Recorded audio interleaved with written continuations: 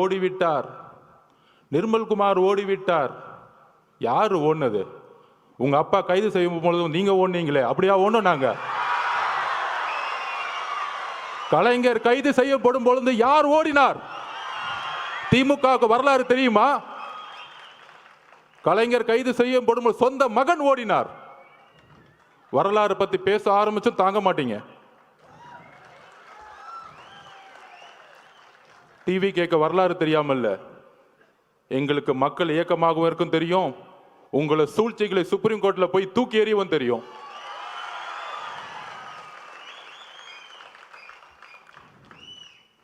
என்ன பண்ணிட்டோம்? மக்கள் இயக்கமா இருந்து ஒரு அரசியல் கட்சியை உருவாக்கி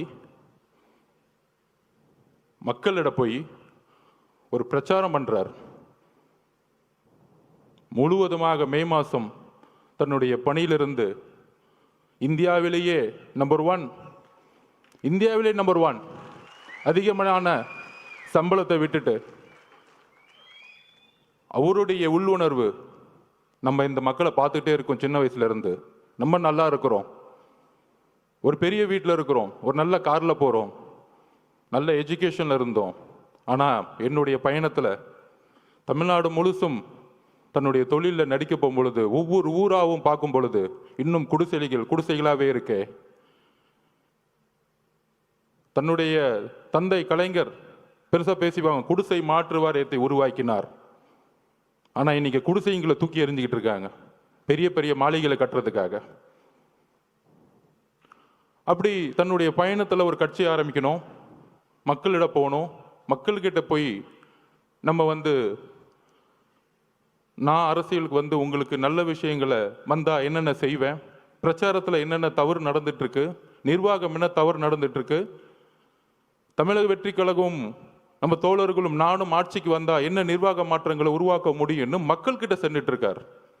மதுரை மாநாட்டில் சொன்னாரு, நீங்கெல்லாம் போய் ஒவ்வொரு வீடா மக்களோட சப்போர்ட் கேட்குறீங்க, நான் ஆல்ரெடி வீட்டுக்குள்ள போயிட்டு தான் மக்கள்கிட்ட வரேன். இது உண்மை, நான் பார்த்தேன் கண்படியா. நான் பாவ மன்னிப்பு கேட்டுக்கிறேன் இந்த திமுக 10 வருஷம் வேலை பண்ணதுக்காக. இந்த தமிழக மக்கள் முன்னாடி பாவ மன்னிப்பு கேட்டுக்கிறேன். ஏன்னா எதிர்கட்சியா இருக்கும் பொழுது ரொம்ப நல்ல கட்சி, ரொம்ப நல்லவர்களா தெரிஞ்சாங்க. ஏன் நம்ம தலைவரை எலெக்ஷன் அன்னைக்கு கருப்பு சிவப்பு சைக்கிளோட உங்களுக்கு ஆதரவு கொடுக்குறேன்னு சொன்னாரு. உங்களுக்கெல்லாம் நன்றி உணர்வு இல்லை? என்ன நன்றி இருக்கு? அரசியல்ல ஒருத்தர் அழிக்கிறதுக்கு இவ்வளோ பெரிய குற்றச்சாட்டுகளா சொல்ல முடியும்? மதுரை மாநாடு முடிஞ்சவன தலைவர் சொன்னார், மக்களை சந்திக்க வரேன் அப்படின்னு. மக்களை சந்திக்க வரேன் மதுரை மாநாடு முடிஞ்சு சொல்லும் போது, எல்லா கட்சி தலைவர்கள் மாதிரி நம்மளும் ஒரு வண்டியை எடுத்துட்டு ஃபர்ஸ்ட் திருச்சி போகணும். யாருக்குமே தெரியாது நமக்கு இப்படி ஒரு கூட்டம் வருமா. திருச்சி ஏர்போர்ட்ல இருந்து அந்த 7 கிலோமீட்டர் கடக்கிறதுக்குள்ள 6 மணி நேரம் முடங்கியது திருச்சி. எந்த தலைவருக்கு இது நடந்திருக்கு? எம்ஜிஆர்னு சொல்றாங்க, அப்ப நாங்க பிறக்கல. ஒவ்வொரு சீனியர் லீடர்ஸும் சொல்றாங்க, எம்ஜிஆர் இருக்கும்போது தான் இப்படி இருந்துச்சு, எம்ஜிஆர் இப்படி தான் இருக்கும்போது இருந்துச்சுன்னு. அடுத்து திருச்சி முடிஞ்சு அரியலூர் போனோம். அரியலூர் போறதுக்கே நைட் ஈவினிங் 4 மணி ஆயிடுச்சு. 4 மணிலிருந்து பெரம்பலூர்ல இருந்த மக்கள் 7 மணி நேரமா வெயிட் பண்ணிட்டு இருந்தாங்க, 70,000 பேர். அதுல முக்கியமா பெண்களும் குழந்தைகளும். அப்ப எஸ்பி சொன்னார், சார் 1 மணி ஆயிடுச்சு சார், இப்ப ஏதாச்சும் அசம்பாவிதம் ஆயிடும் போதுன்னு. துடிக்கிறார் தலைவர், நமக்காக 7 மணி நேரம் வெயிட் பண்றாங்களே, நம்ம போய் மூஞ்ச காமிச்சிட்டு வந்துடுவோமே. ஆனா காவல்துறை அனுமதி இல்லை. வண்டியை லெஃப்ட்ல திரும்பிட்டு ஒரு கலங்கிய கண்ணோட பெரம்பலூர்ல இருந்து கிளம்பினார். அவர் தான் எங்க தலைவர். உண்மையை சொல்லணும், அரசியல் பேச்சு இல்லை, உணர்ச்சியான உண்மையை சொல்லணும். அதை முடிஞ்சு அடுத்தது திருவாரூர் போனோம். திருச்சியிலேருந்து கிளம்பி நாகப்பட்டினம் போனோம். நாகப்பட்டினத்தில் அப்பயே சொன்னார், நாங்கள் என்ன கேட்குறோம், ஒரு நல்ல இடம், மக்கள் வரும்போது அவர்களுக்கு ஒரு பாதுகாப்பு. என்ன மிரட்டணும்னு நினைச்சீங்கன்னா அதுக்கு எப்படி பதில் கொடுக்குன்னு தெரியும். ஆனால் மக்களோட பாதுகாப்புக்கு நீங்க தான் பொறுப்பு. நாகப்பட்டினத்தில் பேசினார். அந்த பேச்சு இன்னைக்கும் நீங்க எடுத்து பார்க்கலாம். அதை முடிஞ்சு திருவாரூர் வந்தார். 3 கிலோமீட்டருக்கு 3 மணி நேரம் ஆச்சு. உங்களுடைய தந்தை பிறந்த ஊர், பெரிய பெரிய கட்சி தலைவர்களே திருவாரூருக்குள்ள போக மாட்டாங்க. ஆனா இந்த 50 வருஷ வரலாற்றை உடைச்சாரு திருவாரூர்ல. என்ன பெரிய கட்சி கட்டமைப்பு! நீங்க பெரிய பெரிய அமைச்சர்கள் சொல்லக்கூடியவங்கன்னா என்ன, பெரிய பெரிய பெரிய இன்ஜினியரிங் காலேஜை கட்டிக்கிட்டு, பெரிய பெரிய மெடிக்கல் காலேஜை கட்டிக்கிட்டு 1000 கோடி பணம் வச்சிருந்த பெரிய கட்டமைப்பா? மக்கள் அந்த கட்டமைப்பை தூக்கி எறிஞ்சிட்டாங்க. நீங்க உங்க முதலமைச்சர் வரதா இருந்தா நைட்டே போயிட்டு மகளிர் சுய உதவிக்குள்ள இருந்து 10,000 பேர் காசு கொடுத்து கூட்டிட்டு வருவீங்க. உங்க துணை முதலமைச்சர் வந்தாருன்னா, கோயம்புத்தூர்ல வந்தாருன்னா, போக்குவரத்து துறையில இருந்து பஸ்ஸை கூட்டிட்டு வந்து மக்களை கூட்டிட்டு வந்துட்டு இருக்கீங்க. நாங்க மக்களை அப்படி கூட்டிட்டு வந்தோமா? எங்க தலைவரை பார்க்க வரல. தலைவர் இன்னைக்கு தமிழகத்திற்கு ஒரே நம்பிக்கை, அன்போட மக்கள் வந்துகிட்டு இருக்காங்க. அதை கூட உங்களுக்கு புரியல. ஏடிஜிபி சொல்றாரு டேவிட்சன் சார், இல்ல அவங்க 10,000 பேர் தான் சொன்னாங்க. இப்ப மதி சார்கிட்ட கேட்டு பாருங்க, நிர்வாகிகள் 10,000 பேர் தான் சொல்ல முடியும் ஒரு கட்சி. மக்கள் எவ்வளவு பேர் வராங்கன்னு தெரியாது. உங்களுக்கு தெரியாது திருவாரூர்ல எவ்வளவு கூட்டம் வந்துச்சு, நாகப்பட்டினத்துல எவ்வளவு கூட்டம் வந்துச்சு, திருச்சியில் எவ்வளவு கூட்டம் வந்துச்சு, அரியலூர்ல எவ்வளவு கூட்டம் வந்துச்சு உங்களுக்கு தெரியாது. தெரியலன்னா உள்துறை அமைச்சர் ரிசைன் பண்ணிட்டு போங்க. அப்புறம் ஏன் முதலமைச்சரா இருக்கீங்க? மக்களோட பாதுகாப்புக்கு உங்களுக்கு வந்து கொடுக்கறதுக்கு தைரியம் இல்லைன்னா ஏன் ரிசைன் பண்ணிட்டு போயிடுங்க. இப்பயே நாங்க 41 உறவுகளை இழந்திருக்கோம். எங்களுக்கு தெரியும் அந்த வழி. எங்களோட குடும்பம் ஒட்டுமொத்த மாவட்ட செயலாளர் மதி மேல தவறுன்னு சொன்னா அப்புறம் எதுக்கு முதலமைச்சர் ஒருத்தர் இருக்கீங்க? ஒரு இன்டெலிஜென்ஸ் எதிர்க்கு இருக்கு. அதை வச்சு நான் சாப்பிட்டாரா தூங்குறாரா பாக்குறதுக்கா, இல்ல தலைவர் வீட்டு விட்டு வெளியே வந்தாரா பாக்குறதுக்கா இன்டெலிஜென்ஸ் இருக்கு. ஒட்டுமொத்த காவல்துறையும் செயல் இழந்திருக்கு இன்னைக்கு. அதுல ஒருத்தர் நமக்கு அட்வைஸ் சொல்றாங்க, கரூர் வந்து மோசமான ஏரியான்னு உங்களுக்கு தெரியாதா? அந்த செந்தில் பாலாஜி வந்து ஒரு ரவுடி பையன் உங்களுக்கு தெரியாதா? 6 மாசம் இருங்கடா. யாரு ரவுடி, யாரு அதிகாரப்படும் தெரியும்டா உங்களுக்கு. யாருக்கிட்ட 30 நாள் அண்ணன் அமைதியா இருக்கான்னு பார்த்துட்டு இருக்கீங்களா? அந்த எண்ணத்துக்கு நான் ஒரு பதில் சொல்றேன்.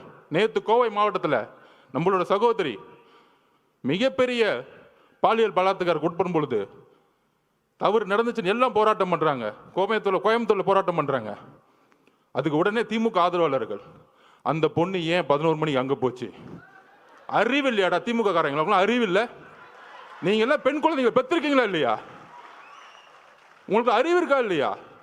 பெண்ணும் ஆணும் எங்க வேணாலும் போகணுங்கிற சுதந்திரம் இருக்கக்கூடிய தமிழ்நாடு தலைவர் வந்த பிறகு மாத்து வர்றா. அந்த மாதிரி தான் திமுக வாடகை வாய்கள் நமக்கு வந்து அட்வைஸ் பண்றாங்க. ஏன் கரூர் போனாங்க? திருட்டு பசங்களை பத்தி பேசாம நம்ம அட்வைஸ் பண்ணிட்டு இருக்காங்க. என்ன அரசியல் இது? உங்களோட கேவலமான வார்த்தைகள் பேச தெரியுமா? நீங்க தலைவர் அதுக்கான பயிற்சி எங்களுக்கு கொடுத்ததில்லை. ஞாபகம் வச்சுக்கோங்க. புது அரசியலை உருவாக்க வந்திருக்கும். ஊழல் குடும்பத்தை தூக்கி எறிய வந்திருக்கும். எங்களுக்கு அரசியல் கத்துக் கொடுக்காதீங்க. ஒட்டுமொத்த குடும்பமும் ஊழலை தவிர இன்னைக்கு எதுவுமே கிடையாது. என்ன எமோஷன்ஸ்! அன்னைக்கு அம்மா வந்திருக்காங்க, தலைவரோட அம்மா. 41 பேர் இறந்த பிறகு ஃபர்ஸ்ட் பெரிய குற்றச்சாட்டுகள். நம்ம வந்து பெரிய பெரிய அரசியல்வாதிகள்லாம் சொல்லுவாங்கல்ல, 2 நாள்ல கடந்துட்டு போயிருக்கலாம். அதை ஏன் 30 நாள் வரைக்கும் அமைதியா இருக்கீங்க? ஏன் உறவுகள், ஏன் குடும்பம், எங்க அம்மா எங்க அக்கா செத்தா நான் 30 நாள் வீட்டை தாண்டா இருப்பேன்? முட்டா பசங்களா! எங்க தலைவருக்கு, எங்க தலைவரோட அம்மாக்கு என்ன எமோஷன் இருக்கும்? ஐயோ எவ்வளவு பெரிய சம்பளம், நல்ல வசதியான வாழ்க்கை. இன்னைக்கு அதாவது இந்த பிரச்சனை நடந்த உடனே அன்னைக்கு நைட்டு தலைவர் போன அடுத்த செகண்ட், அதாவது உங்களுக்கு தெரியும், நம்ம பார்த்திபன் அண்ணன் மதிய அண்ணனுக்கும் தெரியும், எந்த இடத்துலையுமே இல்லாத ஒரு வரவேற்பு கரூர்ல இருந்துச்சு. பார்த்திபன் கூட இருக்கார், மதிய சார் பார்க்குறோம். அந்த பாலத்துக்குள்ள வரும் பொழுது அவ்வளோ போலீஸ் வந்து வரவேற்று ரோப் பிடிக்கிறாங்க. கரெக்டாக அந்த 2 கிலோமீட்டர் கூட்டிகிட்டு போயிட்டு அந்த இடத்துல பஸ்ஸை நிற்க வைக்கிறாங்க. பஸ்ஸை நிற்க வச்சு தலைவரை எந்திரிச்சு பேச சொல்கிறாங்க. காவல்துறை மேலே எங்களுக்கு நம்பிக்கை இல்லைன்னா சூழ்ச்சியே தெரியாத எங்கள் தலைவர் காவல்துறைக்கு நன்றி சொல்லுவாரா? நான் கேட்குறேன், காவல்துறைக்கு நன்றி சொல்லுவாரா? எங்களுக்கு சூழ்ச்சி தெரியல, நான் ஒத்துக்கிறேன். சூழ்ச்சியாக இருக்கிறது தான் அனுபவ அரசியலா? உண்மையில அந்த அனுபவ அரசியல் எங்களுக்கு வேண்டாம். நாங்கள் உண்மையாகவே இருந்துட்டு போகிறோம் மக்கள்கிட்ட. என் தலைவர் அப்படிதான், இங்கே இருக்க ஒவ்வொருத்தரும் அப்படிதான். நல்லது செஞ்சு மட்டும்தான் இந்த கட்சிக்கு வந்திருக்கோம். ரவுடித்தனம் பண்ணி 1000 கோடி ரூபா காசு அடிச்சு வெளியில் ஒன்று பேசுறது, டிவியில் ஒன்று பேசுறது, உடனே முதலமைச்சர் அந்த அடுத்த நாள் 2 நாள் கழிச்சு, அதாவது அன்னைக்கு நைட்டு நடந்துச்சுன்னு தெரியும், நானும் பொதுச்செயலாளர் நிர்மல்குமார் எல்லாரும் போயிட்டு கரூருக்கு வெளியே நிற்கிறோம். தலைவர் போன அடுத்த செகண்ட் உங்களுக்கு தெரிஞ்சிருக்கும், மதியானம் தெரிஞ்சிருக்கும், மிகப்பெரிய லத்திச்சாச்சு அடிக்கிறாங்க. போற இடம் திவிகாவுடைய துண்டு போட்ட இடம் அடின்னு அடிச்சாங்க. இது தெரியுமா ஊடகங்களுக்கு? இல்லை, ஊடகங்கள் தெரிஞ்ச வாய் தெரிஞ்சு பேச மாட்டாங்க. என்ன அடின்னா மரண அடி. ஒருத்தரும் திவிகாவுடைய துண்டோ சட்டையோ இல்லை, ஒரு நீங்கள் இளைஞராக இருந்தீங்கன்னா அந்த கருவிலே நிற்க முடியாது. நாங்கள் வெளியே வந்துட்டு பாடலில் நிற்கிறோம். மேலே நிர்வாகத்தில் இருந்து கூப்பிட்டா இல்லை வராதிங்க, இல்லை நம்ம ஒரு 500 பேரோட போனால் திருப்பி ஒரு கலவரன்னு ஒரு சுச்சுவேஷன் உருவாக்குவாங்க. அப்போ நம்மளுடைய டாக்டர் பிரபுலாம் போய் ஹாஸ்பிட்டலில் உள்ளே இருக்கிறாங்க. அங்கேருந்து நாங்கள் ஃபோன் பண்ணி கேட்டுட்ருக்கோம், என்ன ஆச்சு, இத்தனை பேர் இறந்துட்டாங்களா? அங்கேருந்து தகவல் வருது, பெரிய பெரிய ஜட்ஜஸ் இன்னைக்கு போட்டிருக்காங்க, கரூரில் மெடிக்கல் ஹாஸ்பிட்டலில் சரியான உபகரணங்களே கிடையாதுன்னு ரிப்போர்ட் வருது. ஏன் பக்கத்தில் பிரைவேட் ஹாஸ்பிட்டல்லாம் சேர்க்கலை? அப்போ தாவேக்க கட்சிக்காரங்க ஹாஸ்பிட்டல் பக்கமே வரக்கூடாது, அங்கேயே வெளியேறுங்க. இவங்கெல்லாம் ஓட்டாங்க, தலைவர் ஓட்டார். யாரா ஓடுனது? வந்தா நீங்க என்ன பண்ணுவீங்க எங்களுக்கு தெரியாது. 75 வருஷம் கழிச்சு உங்களுக்கு சூழ்ச்சி என்னன்னு தெரியாது. எம்ஜிஆரையும் ஜெயலலிதாவையும் சூழ்ச்சி பண்ணி என்ன பண்ணீங்கன்னு எங்களுக்கு தெரியாது. இதே மாதிரி தான் 97 கோர்ட் ஆர்டர் வாங்கி ஜெயலலிதா அரெஸ்ட் பண்ணிட்டாங்க. அப்ப என்ன தெரியுமா வந்து ஆர்குமெண்ட்டு, பேச்சுவார்த்தை அரசியல் விட்டே போயிடுமா? இவங்களுக்கு எப்படின்னா, இந்த ஒரு குடும்பம் மட்டும்தான் அடுத்த 100 வருஷத்துக்கு கொடுங்க, வேற யார் ஏத்து வந்தாலும் தூக்கி எறிஞ்சிருது. இன்னைக்கு பெரிய பெரிய பார்த்தீங்கன்னா 30 நாள் தெரியும், பெரிய பெரிய சினிமா ஸ்டார்ஸ் உலக நாயகங்களுக்கெல்லாம் போய் ரெட் ஜெயின்ல சைன் போட்டு சினிமாவுக்கு போயிட்டாங்க. எங்க தலைவர் நினைச்சிருந்தா இதே ரெட் ஜெயின்ல 500 கூட சம்பளம் வாங்கிட்டு என்னமோ பண்ணுங்கன்னு சொல்லிட்டு போயிருப்பார். ஏன்னா தூக்கி எறிக்கு தானே வந்திருக்காரு உங்களை, அந்த கோவம் தானே உங்களுக்கு. யாருமே எத்து கேட்க கூடாது. நான் சொன்னோம்ல, பிறப்பார்வத்தில் முதலமைச்சர் கூடாது. என்ன பிரச்சனைனா அதான் நெப்போ கிட்ஸ். இந்த நேபாளத்தில் புரட்சி வந்து யார் யாரெல்லாம் வந்து பக்கா ஷூட்டிங்கு, அதுக்கு அடுத்தது வந்தாரு பாருங்க மகேஷ் பொய்யாமொழி. மக்கள் எங்க உண்மை தெரிஞ்சிச்சுன்னா இந்த 2 பேரை பார்த்தே உண்மையை கண்டுபிடிச்சிட்டாங்க. இன்னைக்கு எங்க தலைவர் மேல நைட் ஃபுல்லா விமர்சனம், அவர் ஓட்டாரு ஓட்டாரு ஓட்டாரு அப்படின்னு. அந்த 2 பேர் கேமரா வேணுங்கன்னே கொண்டு வந்து வர வச்சு, அங்கே நில்லுங்க, கேமரா நில்லுங்க, நாங்கள் 2 பேர் நிற்கிறோம். ஒருத்தன் அப்படியே கையை பிடிச்சி நெளிகிறான். சாரி தப்பா பேசாதீங்க, ஒருமையில பேசிட்டு நெளிகிறாரு. அடுத்தது நம்ம மகேஷ் பொய்யாமொழி. அதாவதுங்க நமக்கு வந்து ஒரு வீட்டில், இப்போ எங்கள் அம்மாவை நான் சின்ன வயசில் இறந்துட்டேன். நம்ம உறவுகள் அம்மாவும் அக்காவும் குட்டி குட்டி குழந்தைங்க இருக்கும்போது முதல் வாய் வார்த்தையே வராது. நாங்கள் அப்படிதான் நிற்கிறோம் எல்லாருமே. பொதுச்செயலாளர் என்னன்னு தெரியாமல் அப்படியே மயங்க நிலையில் நிற்கிறார் பொதுச்செயலாளர். நாங்கள் அப்படியே நிற்கிறோம். இதுக்கப்புறம் அரசியல், நம்ம மேலே குற்றச்சாட்டுகள் எதுவுமே அடுத்த 48 மணி நேரத்துக்கு எங்களுக்கு எதுவுமே தெரியல. அதுக்கப்புறம் தான் என்ன நடக்குதுன்னு டிவியில் பார்க்க ஆரம்பிக்கிறோம். இதுதான் உள் உணர்வு. அப்போ தலைவருடைய உணர்வு எப்படி இருக்கும்? அமைதியாக போய். தலைவரோட அம்மாவோட உணர்வு எப்படி இருக்கும்? ஐயோ, இந்த முரசொலியில இவங்க பண்ற உண்மை என்னன்னு தெரியும். முதலமைச்சர் என்ன பண்ணாரு? அடுத்த 2 நாள் கழிச்சு, இதுல வந்து எந்த கட்சி தலைவரும் தன்னுடைய கட்சியை வந்து இறக்குறதுக்கெல்லாம் நினைக்க மாட்டாங்க சொன்னாரா இல்லையா? நல்ல புள்ள மாதிரி. ஆனா முரசொலியில் சொல்றாங்க, தாவேகா கொல்லும் நீதி வெல்லும், 41 உயிர்களை கொன்ற விஜய். இப்ப தெரியுதா திமுகவுடைய நிலைப்பாடு என்னன்னு தெரியுதா? இதே முரசொலியில். அப்போ இவங்களோட நோக்கம் என்ன? 77க்கு அப்புறம் எம்ஜிஆரை ட்ரை பண்ணாங்க, அம்மா ஜெயலலிதா மடத்தை ட்ரை பண்ணாங்க. அதுக்கப்புறம் யாரை இவங்களை எதுக்கு வந்தாலும் ஏன் காமராஜரே பொய்யா சொல்லி தூக்கி எறிஞ்சாங்க. ஆனால் அந்த சூழ்ச்சியை ரொம்ப அமைதியாக இருந்து, இது அரசியல் சாணக்கியத்தில் தன்னுடைய உண்மை உணர்வு, அந்த மக்கள்கிட்ட இருக்கிற உணர்வு. அந்த என்ன உணர்வுனா, தலைவருடைய அம்மா என்ன நினைப்பாங்க, ஐயோ குழந்தைக்கு இப்படி ஆயிடுச்சு, இப்படி பொய் சொல்றாங்களே, சூழ்ச்சி பண்றாங்க அப்படின்னு சொல்லும் பொழுது, இதே உணர்வை தான் அவருடைய அமைதி தமிழ்நாட்டிற்கு ஒட்டுமொத்த தாய் குலமும் ஒரே மாதிரி நினைச்சிருக்காங்க. தலைவரோட அம்மா மட்டும் அப்படி நினைக்கல. அதனால தான் இவங்க மாட்டிக்கிட்டாங்க. அன்னைக்கு நைட் இவர் நடிக்க, அந்த பிரச்சனையிலையும் கண்டிஷனை ஃபாலோ பண்ணுங்கன்னா ஆக்டிங் போட. ஆனா நீங்க இதுல மகேஷ் பொய்யாமொழி மட்டும் பார்த்துருப்பீங்க. இன்னொரு நெப்போ கிட்ட ஒன்று வரும் காலையில் துபாயில இருந்து கிளம்பி. அவர் ஏதோ துபாயில் போய் தமிழ்நாட்டில் ஒரு தியாகம் பண்ணுறதுக்காக அங்கே உண்ணாவிரதம் போன மாதிரியும், அங்கேருந்து இந்த மக்களுக்கு ஓடி வந்த மாதிரியும் வந்துட்டு ஒரு மணி நேரம் கூட ஹாஸ்பிட்டல் இல்லை. அந்த மக்களோட நமக்கு அந்த ரைட்ஸ் இருந்துச்சா, நமக்கு அந்த அதிகாரம் இருந்தால் அந்த மக்களோட கடைசி நிமிஷம் வரைக்கும் நம்ம இருந்திருப்போம். அந்த அந்த உயிரை எடுத்து கொண்டு போய் சமாதானம் பண்ணுற வரைக்கும், சமாதி கொடுக்குற வரைக்கும் இருந்திருப்போம். அப்படி ஒரு மணி நேரம் வந்துட்டு கடைசியில் ஒரு பேட்டி, ஏங்க இந்த தப்புலாம் பண்ண அவரை போய் ஏங்க கொஸ்டின் கேட்கல, தாவேக்க தலைவரை பார்த்து கொஸ்டின் கேளுங்க. இப்போ புரியுதா? பாவம் முதலமைச்சருக்கு உடம்பு சரியில்லை, அவருக்கு என்ன நடக்குதுன்னே தெரியாது. ஒரு பேப்பர் கொடுத்தா படிப்பார். சட்டசபையில் பாருங்க, எதிர்கட்சி தலைவர் 2 மணி நேரம் பேசுவார். ஆனால் எதிர்கட்சி தலைவர் பேசுறதை காமிக்கவே மாட்டாங்க வீடியோவில். டக்குன்னு ஒரு குறிப்பு வரும், ஒரு 5 நிமிஷம் பேசுவார். அவர் 2 மணி நேரம் கத்திட்டு இருப்பார், 5 நிமிஷம் பண்ண லைவ் வரும். அவர் என்னப்பா பண்ணுறது?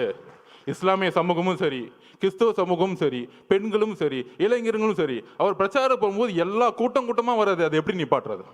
இவ்வளோதான் இவங்களோட நெரேட்டிவ், இவ்வளோதான் இவங்க சிந்தனை. அப்போ என்ன பண்ணணும்? அவர்கிட்ட என்ன பலம் இருக்கு? பெரிய பொருளாதார பலம் இருக்கா? இல்லை. சரி, இவர் மிரட்ட முடியுமா? உன் குடும்பத்தை அதை பண்ணிடுவேன் இதை பண்ணிடுவேன், மிரட்ட முடியாது. பெரிய பெரிய நடிகர்கள்லாம் இன்னைக்கு மிரட்டி ரெட் ஜாயின்ல சைன் போட வச்சுட்டாங்க. உங்களுக்கு யாருன்னு தெரியும், அவங்க பேரை சொல்ல வேணாம். அவங்க இப்போ நமக்கு எதிராக பேசிக்கிட்டு இருக்காங்க. 5 வருஷத்துக்கு முன்னாடி மாற்றம் அப்படின்னு சொன்னவங்களாம் இப்போ இந்த பக்கம் போய், ஐயா நீ தான் ஏன் எனக்கு சைன் அப் போடு, நான் ஒரு படத்தை நடிக்கிறேன்னு படத்துக்கு போயிட்டாங்க. அன்னைக்கு எப்படி நைட்டு நடிச்சாங்களோ, வாழ்க்கை முழுசும் நடிச்சு நம்பர் 1 ஆனவருக்கு நடிக்கவே தெரியாதவங்க வந்து நடிச்சாங்கன்னா இவருக்கு தெரியாதா தலைவருக்கு? அப்படி நீ நைட்டு மாட்டி முதலமைச்சர் அப்படி வந்து அடுத்த நாள் அறிக்கை, முதலமைச்சர் மட்டும் இல்லை, ஹோம் செக்ரட்டரி கோர்ட்டில் கேஸ் ஃபைல் பண்ணுறாங்க. கோர்ட்டில் கேஸ் ஃபைல் பண்ணி எக்ஸ்பார்ட்டி ஆர்டர்.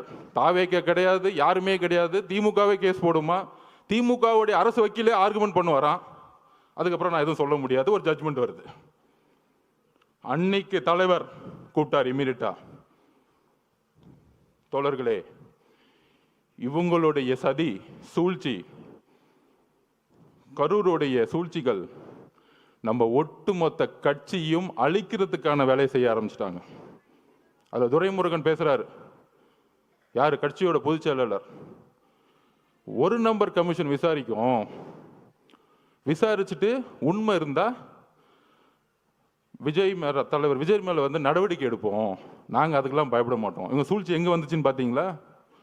இவங்களே கமிஷன் போடுவாங்களாம், இவங்களே காவல்துறையை போட்டு விசாரிப்பாங்களாம், திருடனும் அவனே, உள்ள வச்சுக்கிறனும் அவனே, அவனே நியாயம் வருவானாம். இதுதான் இவங்க பஞ்சாயத்து. அதிகாரம், அதிகார மமதை.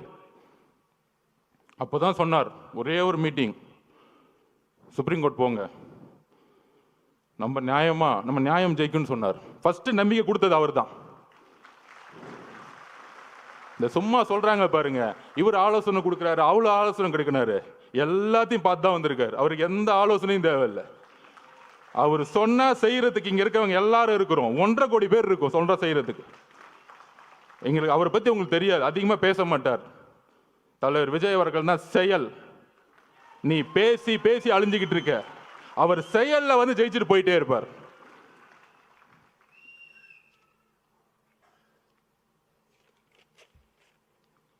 அதாவது இந்த கரூர் இன்சிடென்ட், கரூருக்கு முன் கரூருக்கு அப்புறம்னு சொல்லலாம். இந்த 41 குடும்பத்தையும் தலைவர் இங்க வந்து பார்த்தாரு. ஏன் பார்த்தாரு? உடனே அனுதாபம்லாம் நம்ம அங்கே தானே போகணும், இவர் ஏன் அங்கே போல, கரூருக்கு ஏன் போல? அதுக்கு நான் பதில் சொல்றேன். கரூர் காவல்துறை இருக்கு பாருங்க, ஒரு வினோதமான காவல்துறை. நம்ம பார்த்திபனுக்கும் மதியனுக்கும் தெரியும். 8 நாளுக்கு முன்னாடியே 9 நாளுக்கு முன்னாடியே மனுவை கொடுக்குறாங்க.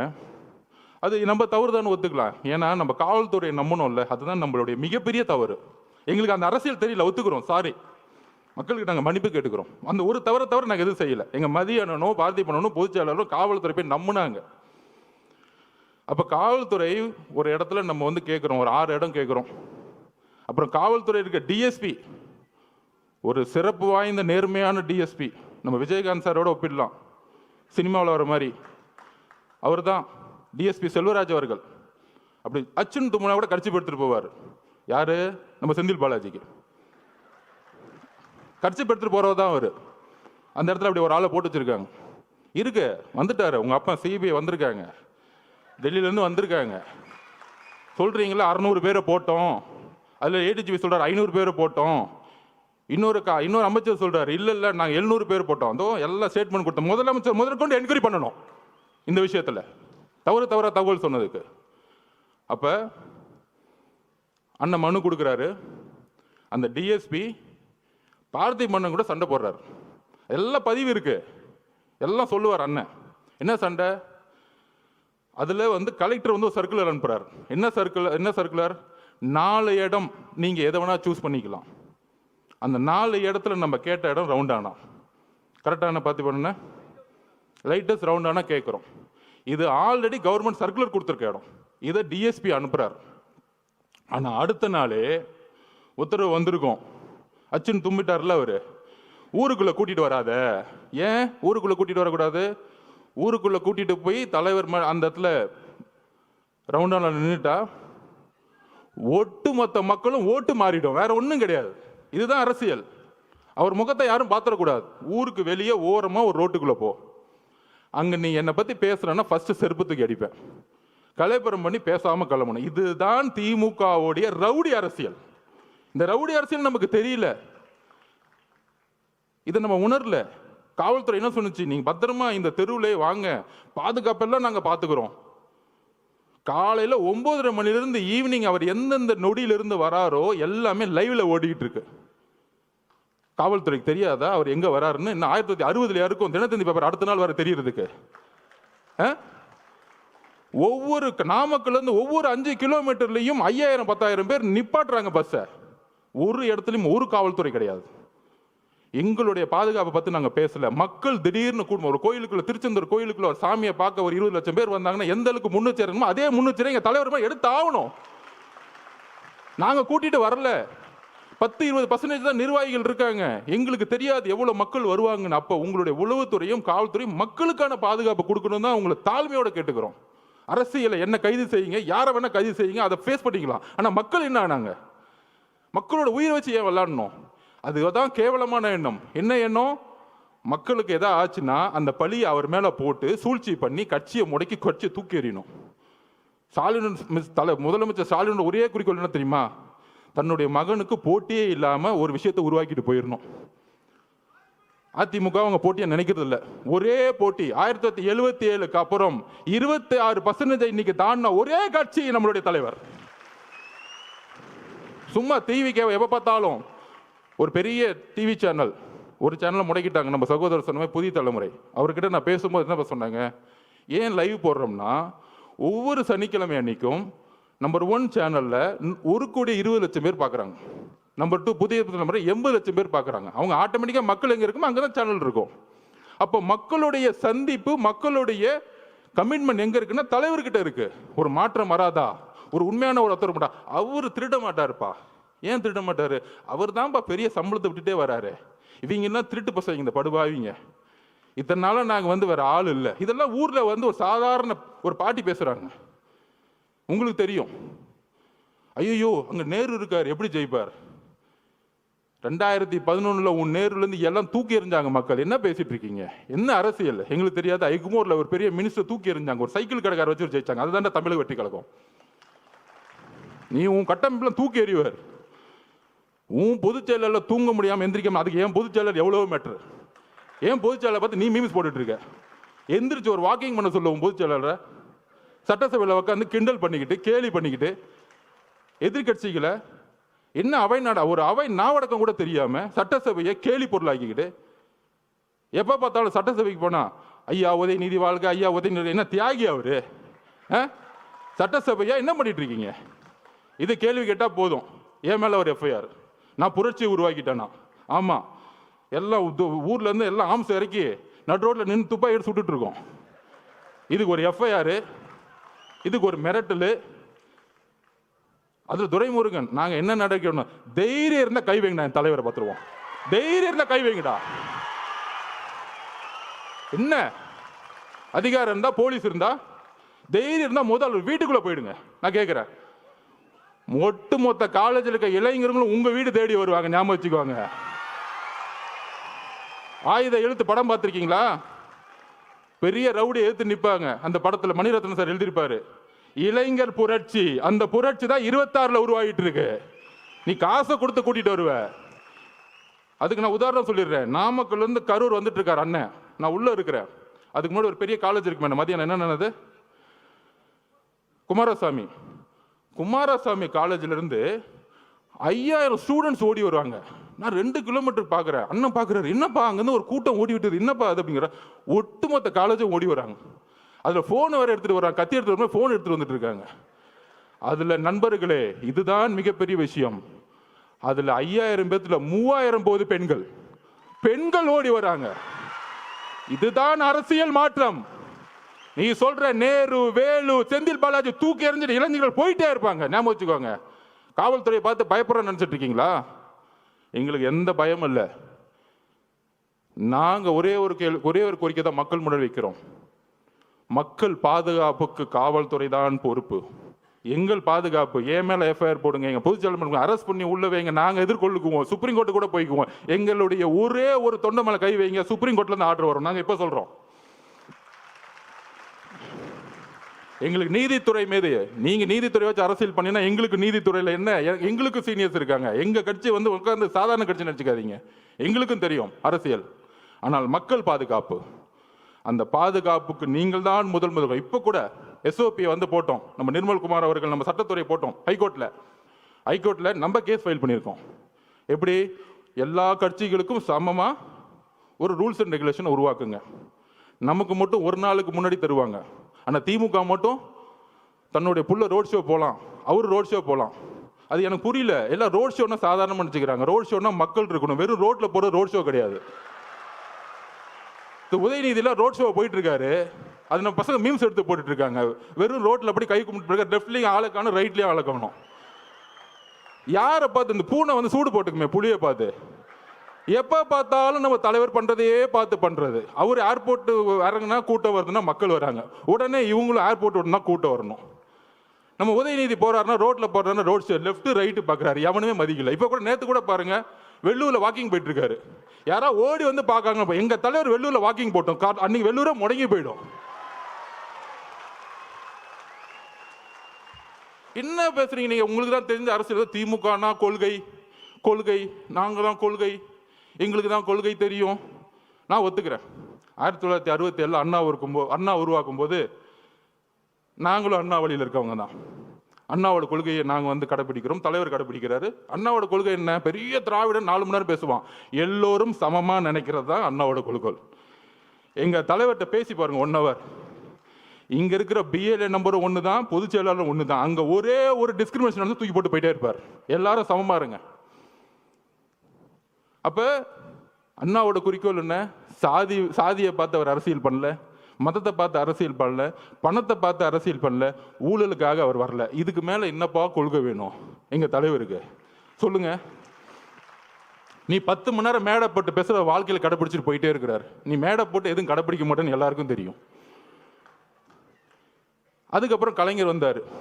நான் ஒத்துக்கிறேன், கலைஞர் மேலே பெரிய விமர்சனம். 2 விஷயம் இருக்கு, குடும்ப ஆட்சியும் ஊழலும். அதில் பெரிய விமர்சனம். இன்னொன்று சமூக நீதியை கொஞ்சம் உருவாக்குனாரு, அதில் எங்களுக்கு எந்த விதமான இல்லை. ஏன்னா தலைவருக்கு கலைஞரே பிடிக்கும், அதை கூட நாங்கள் ஒத்துக்கிறோம். இப்போ இருக்கிற ஸ்டாலின் திமுக இருக்கு, அவர் விமர்சனம் பண்ணி பிரோஜனம். அவருக்கு உடம்பு சரியில்லை, அவர் நடந்துக்கிட்டு இருக்காரு, ஆனால் சுற்றியில் என்ன நடக்குன்னு தெரியாது. கரூரில் பேட்டி கேட்குறாங்க, வந்தார், எழுப்பி விட்டாங்க. ஐயோ உங்கள் பையனுக்காக போங்க, அப்போ தான் பழியெல்லாம் தூக்கி விஜய் சார் மேலே போட முடியும், நீங்கள் தயவு செஞ்சு எந்திரிச்சு போங்கன்னு சொன்னா அவரும் வந்துட்டாரு. 5 வருஷமா எந்த சாவுக்கும் போலையாம். ஃபோனில் அஜித்குமார் கூப்பிட்டு அம்மா மன்னிச்சுக்கோமான்னு சொல்லுவாராம்.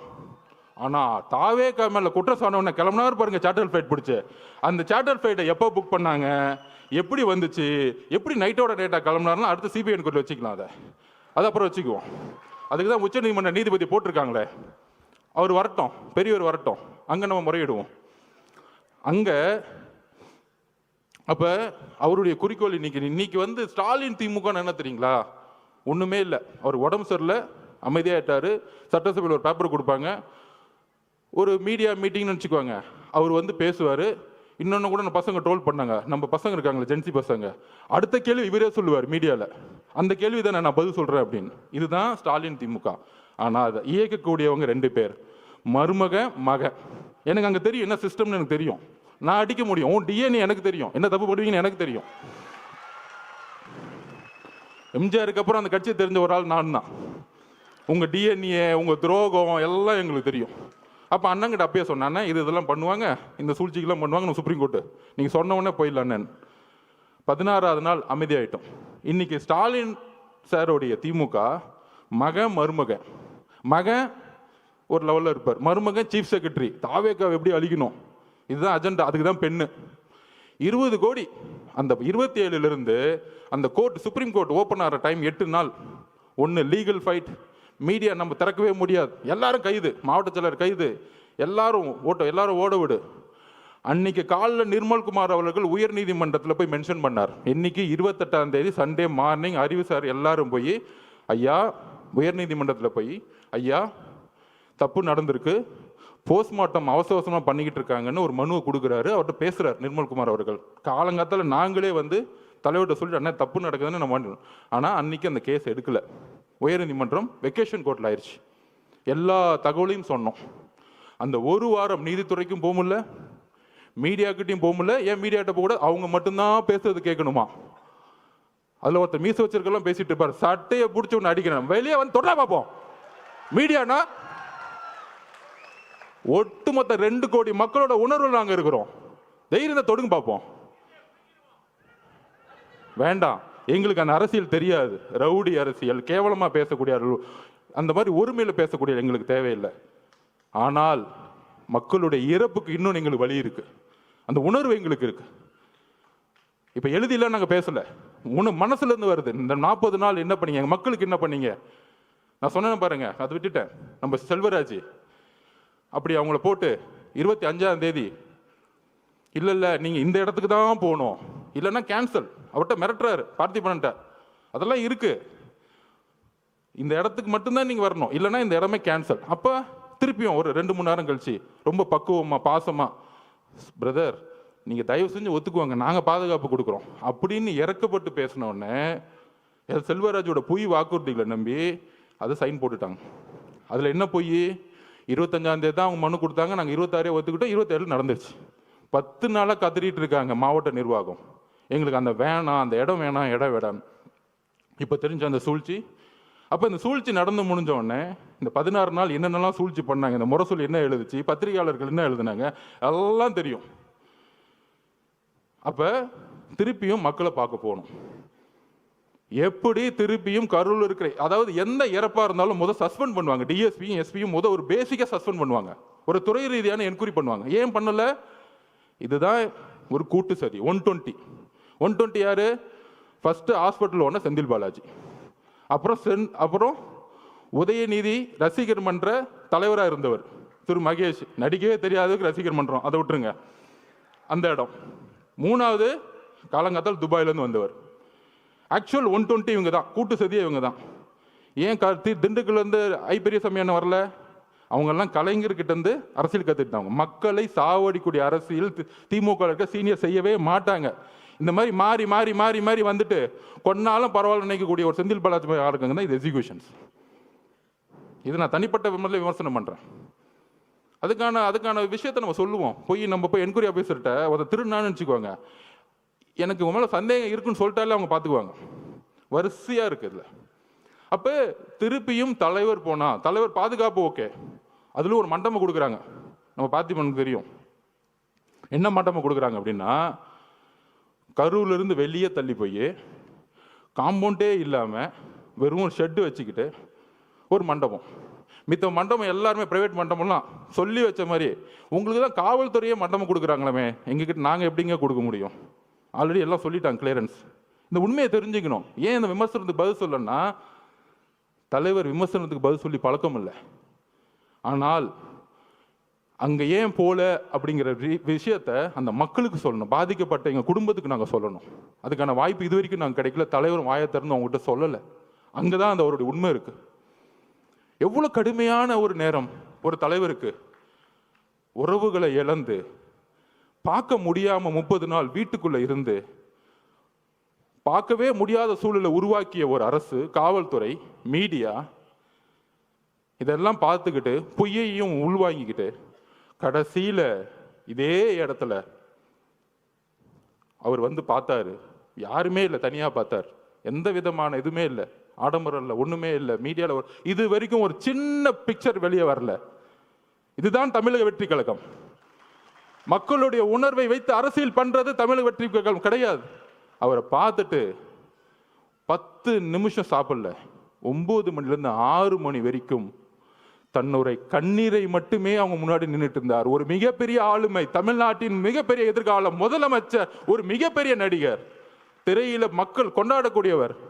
ஆனால் மக்கள் முன்னாடி அழுது கண்ணீரை சேர்ந்து அந்த 30 நாள் அம்மா அக்கா குழந்தைங்களை பார்த்து அதுக்கப்புறம் என்னால் பேச முடியல. என்னெல்லாம் பேட்டி கொடுத்தாங்க தெரியும். அப்படி அப்படி அப்படி நடந்துச்சா எனக்கு இது வரைக்கும் உள்வாங்க முடியல. அவர் அப்படி பார்க்க முடியுமா அப்படின்னு. ஆனால் 9 மணி நேரம் கண்ணீர் விட்டு சிந்திய ஒரே தலைவர் எங்களுடைய தலைவர். உங்களை மாதிரி நைட்டு 3 மணிக்கு மலர் விலையை வச்சுட்டு 7வது நாள்ல உங்களுடைய ஹெல்த் மினிஸ்டர் வச்சுட்டு இட்லி கடை படம் பார்க்க போற, இட்லி கடை படம் பார்த்தா எங்க தலைவர் கிடையாது. அப்படி ஒரு கட்சி கிடையாது எங்களுது. அப்ப அந்த அந்த வலியை ஒட்டுமொத்த தமிழ்நாடும் பார்க்கக்கூடிய எங்க தலைவர் 41 குடும்பத்தையும் அன்றைக்கு தத்தெடுத்தார். வாழ்க்கை முழுவதும் இந்த கட்சி தத்தெடுத்தது. இங்க இருக்கக்கூடிய 1.5 கோடி மக்களும் ஒரு ஆளா நாங்க இருக்கிறோம் பார்த்துக்கிறதுக்கு. அந்த அந்த வார்த்தைகளை கொடுத்து ஒரு விடை பெறும் பொழுது எங்களுக்கு தெரியும் அவருடைய உடல் மொழி எவ்வளவு இறுகி இருந்தது எங்களுக்கு தெரியும். அப்படி அப்படி அப்படி ஒரு தருணத்தை எங்க அண்ணனை நாங்க பார்த்ததே கிடையாது. அப்படி பார்க்க கூடாதுன்னு நாங்க நினைக்கிறோம். அந்த சூழ்ச்சியும் அந்த உணர்வும் இப்ப யோசிக்க ஆரம்பிச்சிட்டார். எந்த மக்களை நீங்க கை வச்சீங்களோ, பொதுவா அமைதிக்கு பின் புயல் வரும், இப்ப புயலுக்கு பின் அமைதி வரும்னு சொல்லுவாங்க. இப்ப ஒரு அமைதிக்கு பின் ஒரு புயல் வரப்போகுது, நீங்க பாப்பீங்க. ஏன் நிப்பாட்டினாங்க? ஏன்னா நம்ம 26% கிராஸ் பண்ணிட்டோம். தலைவரால இன்னும் தமிழ்நாடு முழுவதும் பிரச்சாரம் பண்ணும் பொழுது தனியாவே அவரால் ஜெயிக்க முடியும். இதுதான் உண்மை. எம்ஜிஆர் கட்சி திறக்கும் போது இவங்க கூட்டணி வருவாங்களா, அவங்க கூட்டணி வருவாங்களா நினைச்சு பார்க்கல. இதுல எதிர்கட்சிக்கு வேற நீங்கெல்லாம் இந்த கொடூரமான திமுக அழிக்கணும்னா நாங்க தான் ஒரு பெரிய கட்சி, எங்களோட சேர்ந்துக்குவாங்க. அங்க ஒரு மட்டம் தட்டுது. நம்ம இந்த தீய சக்தியை அழிக்கிறதுக்கு எம்ஜிஆர் உருவானார். அதுக்கப்புறம் அம்மையார் ஜெயலலிதா அவர்கள் அதை உருவாக்குனாங்க. அதுக்கப்புறம் ஒரே தலைவர், எங்களுடைய தலைவர் மட்டும்தான் இந்த தீய சக்தியை தூக்கி போட முடியும். அதுல நாங்க தெளிவா இருக்கிறோம். நண்பர்களே, ரீசெண்டா நம்ம இந்தியாவுடைய பெண்கள் அணி வெற்றி பெற்றதை பார்த்திருப்பீங்க. 83க்கு அப்புறம் 25, 83ல ஆண்கள் அணி ஜெயிச்சது கபில் தேவ் ஜெயிச்சாரு. அதுக்கப்புறம் பெண்கள் அணி ஜெயிச்சாங்க. அவங்க வெற்றி பெற்ற பிறகு சொன்ன வார்த்தைகளும் வழிகள் என்ன தெரியுமா? ஆண்கள் அணிய இந்தியாவுடைய மென் டீம் எப்பயுமே இந்த உலகம் கொண்டாடும், இந்தியா கொண்டாடும். ஆனால் பெண்களை எங்களை கொண்டாடினது கிடையாது. இந்த ஒரு வெற்றி ஒட்டுமொத்த பெண்களுக்கும் கிடைத்த வெற்றின்னு சொன்னாங்க. அது மாதிரி 2026 எந்த மாதிரி காலகட்டத்தில் நம்ம இருக்கிறோம்? தன்னுடைய குடும்பத்தில் இருக்க மகனை முதலமைச்சராக மட்டுமே குறிக்கோள், வேற எந்த குறிக்கோளும் கிடையாது. கொள்கைன்னு சொன்னாங்களே, நான் சொன்ன மாதிரி தான். அண்ணா அவர்கள் 67ல் ஆரம்பிக்கும் பொழுது ஒரு கொள்கையாக ஒரு கட்சி ஆரம்பிச்சா திமுகவை. கலைஞர் கொஞ்சம் சமூக நீதியை பார்த்துக்கிட்டு குடும்பத்தையும் ஊழல் அமைச்சர்களையும் உருவாக்குனாரு. அதுக்கப்புறம் இன்னைக்கு இருக்க ஸ்டாலின் திமுக காந்தியை மட்டும்தான் ஃபாலோ பண்றாங்க. உடனே காங்கிரஸ்காரங்க தப்பா நினைச்ச கூடாது. என்னங்க எங்க தலைவரை திமுகவோட நோக்கி நீங்க கொண்டு போறீங்க அப்படின்னு சொல்றீங்க. உங்க கையில காசு இருந்தா ஒன்று எடுத்து வச்சுக்கோங்க. இந்த காந்தியை மட்டும்தான் அவங்க ஃபாலோ பண்றாங்க. இந்த காந்தி இல்லைன்னா இன்னைக்கு எந்த கவர்மெண்ட் ஆஃபீஸ்குள்ளேயும் போக முடியாது. நம்ம செந்தில் பாலாஜி அவர்களை திட்டுவோம், நேரு அவர்களை திட்டுவோம், பெரியசாமி அவர்களை திட்டுவோம், இந்த அமைச்சர்களை திட்டிக்கிட்டு இருப்போம். ஆனால் ஒட்டுமொத்த பணமும் ஒரு குடும்பத்துக்கு போய் மொத்தமாக சேர்ந்துக்கிட்டு இருக்கு. இதுதான் உங்களுடைய அரசியல்.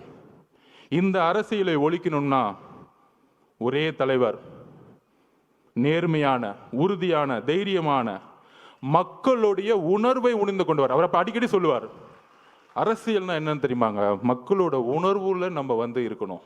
இன்னைக்கு மக்கள்கிட்ட உணர்வுக்கு அப்பாற்பட்டு இருக்கிறவங்க தான் இன்னைக்கு இருக்க தலைவர்கள். அதனால தான் நைட்டு மலர் வளையம் வைக்கிறது, அடுத்த நாள் கிளம்பிடுறது, 3வது நாள் ஒரு தலைவரை குற்றச்சாட்டு சொல்றது, அவங்களுடைய பொதுச் செயலர் எப்படி அரெஸ்ட் பண்ணலான்னு தேடுறது. இதுதான் அரசியல். இந்த அரசியலுக்கு அப்பாற்பட்டு நம்மளுடைய வெற்றி, டிவிகேவுடைய வெற்றி எப்படி இருக்கணும்னா, ஊழல் மட்டும் இல்லை. இன்னைக்கு தஞ்சாவூரில் ஒரு விவசாயி நெல்லை உற்பத்தி பண்ணுறதுக்கு 4 மாதம் சாவுறாங்க. ஆனால் அந்த நெல்லை கொள்முதல் பண்ணுறதுக்கு ஒரு ஊழல். தலைவர் அதை திருவாரூரில் சொன்னார். அதுதான் இப்போ நடந்துச்சு. இந்த மாதிரி ஒவ்வொரு ஊரில் போய் நடக்கக்கூடிய ஊழல்களை சொல்லக்கூடிய, அதை போய் மக்களுக்கிட்ட சேர்க்கக்கூடிய ஒரே தலைவர் நம்மளுடைய தலைவர். வரக்கூடிய 2026 வெற்றி நம்ம தலைவரை முதல்வராக்குவது மட்டும் இல்லை. அவர் ஏதோ முதலமைச்சர் ஆகணும், ஒரு பதவி வெறி இருக்கு, அதிகார வெறி இருக்கு, கிடையாது. ஒரு விவசாயிக்கு குறைந்தபட்ச கூலியை உருவாக்க வேண்டும். இன்னைக்கு நம்ம பேசிட்டு இருக்க நேரத்தில் மெரினா பீச்சில் தூய்மை பணியாளர்கள் போராட்டம் பண்ணிட்டு இருக்காங்க. ஆனால் இந்த முதல்வரும் துணை முதல்வர் என்ன பண்ணாங்கன்னா, அப்போ போராட்டம் நடந்துட்டு இருக்கும்போது அந்த குழு நம்மளை பார்த்தாங்க. போராட்டம் அவங்க கூலிக்காக போராட்டம் பண்ணிட்டு இருக்காங்க. இவங்க கூலி படமே பார்த்துட்டு இருக்காங்க. இப்போ தெரியுதா உணர்வு? தூய்மை பணியாளர்கள் கூலி கேட்டு போராட்டம் பண்ணிட்டு இருக்கும்போது கூலி படத்துக்கு ரிவ்யூ பண்ணிட்டு இருக்காங்க. இதுதான் உணர்வற்ற அரசியல். தமிழக வெற்றி கழகத்தில் இருக்க தோழர்களும் தலைவர்களும் கட்சிகளும் உணர்வுடன் மக்களோடு இருக்கிறோம். விவசாயிக்கு பிரச்சனைனா அதை மாற்றணும்னு சொல்லிட்டு நம்ம ஒரு அதிகாரத்துக்கு வரணும்னு நினைக்கிறோம். அந்த அதிகாரம் மக்களுக்கானதாக இருக்கட்டும், அந்த அதிகாரம் சமூக நீதிக்காக இருக்கட்டும், அந்த அதிகாரம் மத சார்பின்மைக்காக இருக்கட்டும், அந்த அதிகாரம் ஊழலுக்கு எதிரான இருக்கட்டும். வரக்கூடிய அரசு இளைஞர்களுக்காகவும் பெண்களுக்காகவும் பெண்கள் பாதுகாப்பு அரசாக நம்ம தலைவர் கொடுப்பார் என்ற உறுதியோடு உங்களுடன் பயணிக்கிறேன். நன்றி, வணக்கம்.